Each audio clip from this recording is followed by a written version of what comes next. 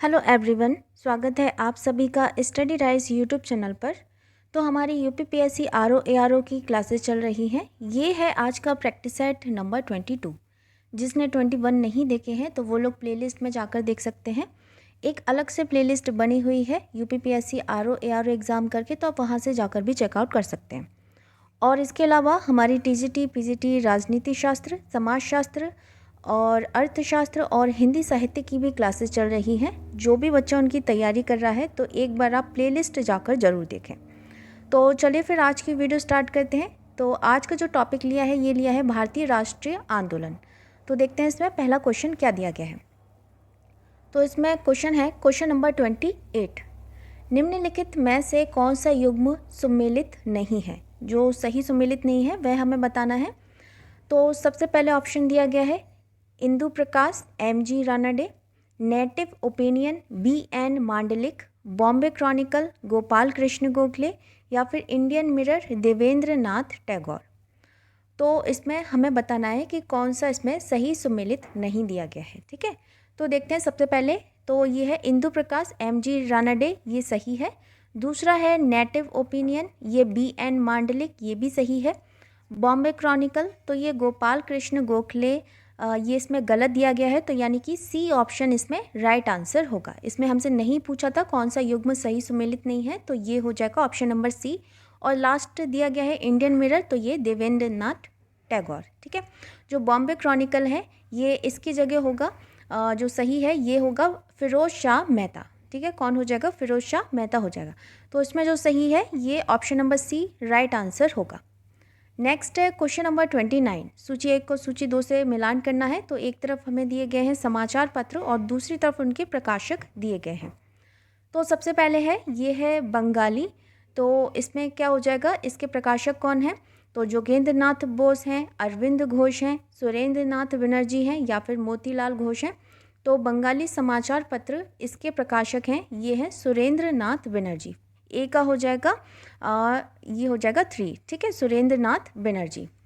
दूसरा दिया गया है बंगवासी। बंगवासी के हैं जोगेंद्र नाथ बोस, बंगवासी के जोगेंद्र नाथ बोस।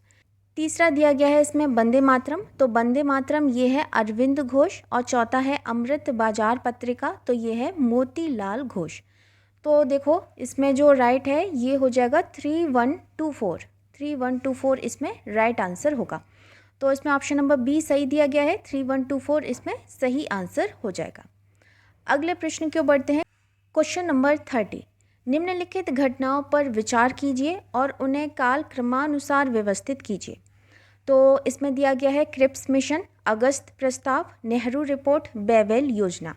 नीचे दिए गए कूट की सहायता से सही उत्तर का हमें चयन करना है। तो इसको काल क्रमानुसार व्यवस्थित करना है। तो इसमें सबसे पहले हमें इनकी डेट पता होनी चाहिए कि किस सन में ये कब रिपोर्ट आई थी या योजना बनी थी या प्रस्ताव पारित हुआ था। ठीक है, तो देखते हैं। इसमें सबसे पहले है ये है क्रिप्स मिशन।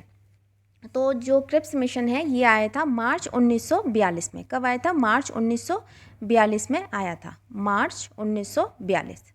दूसरा दिया गया है अगस्त प्रस्ताव। तो ये अगस्त में आया था, ये आया था अगस्त में, अगस्त प्रस्ताव आया था, अगस्त में आया था और 1940 में। ठीक है, 1940।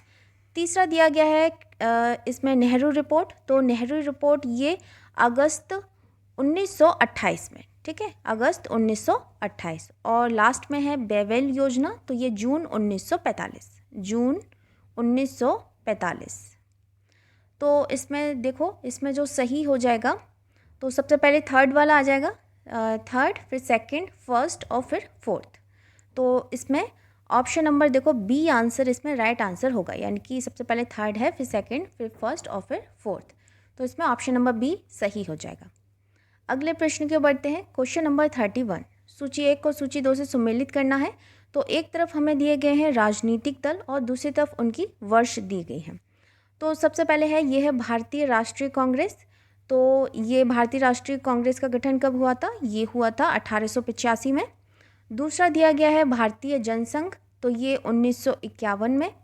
तीसरा दिया गया है भारतीय साम्यवादी दल। तो ये 1925 में। और चौथा दिया गया है ADMK, तो ये 1972 में, ठीक है, 1972। तो उसमें फर्स्ट वाला ही राइट आंसर होगा। इसमें क्या हो जाएगा, 3142 इसमें सही हो जाएगा, यानी कि option number A right answer होगा। नेक्स्ट है क्वेश्चन नंबर 32। किस अधिनियम के द्वारा ब्रिटिश संसद ने चाय और चीन के साथ व्यापार को छोड़कर ईस्ट इंडिया कंपनी के भारत के साथ व्यापारिक एकाधिकार को समाप्त कर दिया था? तो 1813 का चार्टर अधिनियम, 1833 का चार्टर अधिनियम, 1853 का चार्टर अधिनियम या फिर 1873 का चार्टर अधिनियम। तो किस अधिनियम के द्वारा जो ब्रिटिश संसद थी उसने चाय और चीनी के साथ व्यापार को छोड़कर, इन दोनों को छोड़कर ईस्ट इंडिया कंपनी के भारत के साथ जो भी व्यापारिक एकाधिकार था उसको समाप्त कर दिया गया था? तो ये था ऑप्शन नंबर ए 1813 का चार्टर अधिनियम। कौन सा था? 1813 का चार्टर अधिनियम। तो 1813 चार्टर एक्ट द्वारा ईस्ट इंडिया कंपनी का व्यापारिक अधिकार समाप्त कर दिया था, समाप्त कर दिया गया। इसमें चाय के व्यापार और चीन के साथ जो व्यापार हो रहा था उसको छोड़कर जो भी सभी व्यापारिक अधिकार था उसको समाप्त कर दिया गया तथा कुछ निर्बंधों के साथ ब्रिटिश नागरिकों के लिए भारत से व्यापार की अनुमति दी गई और यह दोनों निर्णय ब्रिटिश संसद द्वारा लिए गए थे। ठीक है, तो इसमें जो सही है ये हो जाएगा option number A right answer होगा। नेक्स्ट है क्वेश्चन नंबर 33। सूची 1 को सूची 2 से सम्मिलित करना है। तो एक तरफ दिए गए हैं लेखक और दूसरी तरफ उनके पुस्तक के शीर्षक दिए गए हैं। ठीक है, तो सबसे पहले है ये है BD सावरकर। तो इनकी जो पुस्तक का शीर्षक का नाम है ये है the Indian war of independence. ठीक है, दूसरा दिया गया है RC मजूमदार। तो इनकी पुस्तक का शीर्षक है the sepoy mutiny and the revolt of 1857, यानी कि इसमें ऑप्शन 3 हो जाएगा। इस पर दिया गया है SV चौधरी। तो इनका है civil rebellion in the Indian mutinies 1857 और 59। ठीक है, तो ये सी का हो जाएगा 4 हो जाएगा। और अशोक मेहता इनका है द ग्रेट रिवेलियन। कौन सा है? The great rebellion. ये सभी पुस्तक के इनके शीर्षक हैं। तो इसमें देख लेते हैं। इसमें देखो, इसमें ऑप्शन नंबर ए आंसर इसमें राइट आंसर होगा। ठीक है, आप लोग मिलान कर लेना। नेक्स्ट है क्वेश्चन नंबर 34। निम्नलिखित में से कौन सा युग्म सुमेलित नहीं है? जो सुमेलित नहीं है वह बताना है। तो सबसे पहले है ये है लाहौर प्रस्ताव। तो ये फजल उल हक। पीरपुर रिपोर्ट ये राजा मोहम्मद मेहंदी। तीसरा है जनता की योजना, ये विनोबा भावे। और चौथा है गांधीयन प्लान, ये SN अग्रवाल। तो इसमें कौन सा सही युग्म नहीं है, सही सुमेलित नहीं है? तो ये हो जाएगा ऑप्शन नंबर सी हो जाएगा, यानी कि जनता की योजना विनोबा भावे। तो जनता की योजना का प्रारूप ये दिया था मानवेंद्र नाथ रॉय द्वारा प्रस्तुत किया गया था। किसके द्वारा प्रस्तुत किया गया था? मानवेंद्र नाथ रॉय द्वारा प्रस्तुत किया गया। ठीक है, तो इसमें सी ऑप्शन राइट आंसर होगा। रॉय एक भारतीय क्रांतिकारी और कट्टरपंथी कार्यकर्ता और राजनीतिक सिद्धांतकार तथा 20वीं सदी के प्रसिद्ध दार्शनिक थे। और रॉय मैक्सिकन कम्युनिस्ट पार्टी और भारतीय कम्युनिस्ट पार्टी के भी संस्थापक थे।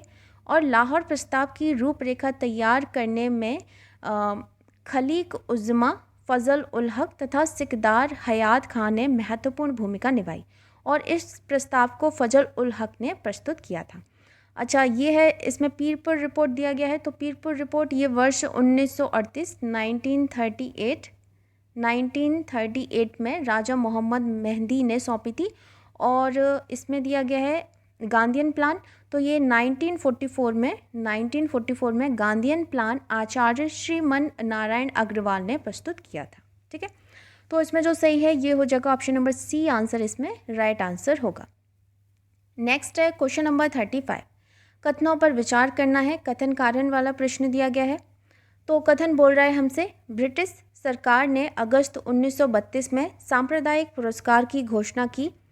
कारण है इसके तहत प्रत्येक अल्पसंख्यक समुदाय के लिए विधान मंडलों में कुछ सीटें सुरक्षित की गई थीं, जिसके लिए सदस्यों का चुनाव पृथक निर्वाचन मंडलों से होता था। तो नीचे दिए गए कूट का उपयोग कर हमें सही उत्तर चुनना है। तो ए तथा आर दोनों सही हैं। ए का सही स्पष्टीकरण आर है। ए तथा आर दोनों सही हैं, किंतु ए का सही स्पष्टीकरण आर नहीं है। ए सही है किंतु आर गलत है, और ए गलत है किंतु आर सही है। तो ये इन ऑप्शन में हमें चुनना है कि कौन सा इसमें सही दिया गया है। तो देखो इसमें जो सही है ये हो जाएगा ऑप्शन नंबर बी, आंसर इसमें राइट आंसर होगा। यानी कि ए तथा आर दोनों सही हैं, किंतु ए का सही स्पष्टीकरण आर नहीं है। बी आंसर इसमें राइट आंसर होगा। तो देखो, ब्रिटिश सरकार ने 16 अगस्त 1932 को सांप्रदायिक पुरस्कार की घोषणा की थी। सांप्रदायिक पुरस्कार ब्रिटिश प्रधानमंत्री रैमजे मैकडोनाल्ड द्वारा प्रस्तुत किया गया था। इसके द्वारा दलित वर्गों, मुसलमानों, सिखों एवं यूरोपीय लोगों के लिए अलग अलग निर्वाचक मंडलों को बनाए रखने सुनिश्चित किया गया। अर्थात प्रत्येक अल्पसंख्यक समुदाय के लिए विधान मंडलों में कुछ सीटें सुरक्षित की गई थी, जिसके लिए सदस्यों का चुनाव पृथक निर्वाचन मंडलों से होता था। तो इसमें सही तो दोनों दिए गए हैं, लेकिन ये दोनों अलग अलग हैं, इसकी सही व्याख्या नहीं हो रही है। तो इस वजह से इसमें जो सही है ये option number B right answer होगा। तो दोस्तों, ये थी आज की वीडियो। अगर आपको पसंद आती है तो वीडियो को लाइक, कमेंट, शेयर जरूर करें, और जो भी चैनल पर पहली बार आया है तो चैनल को जरूर सब्सक्राइब करें। मिलते हैं नेक्स्ट वीडियो में नेक्स्ट टॉपिक के साथ। तब तक के लिए थैंक यू सो मच।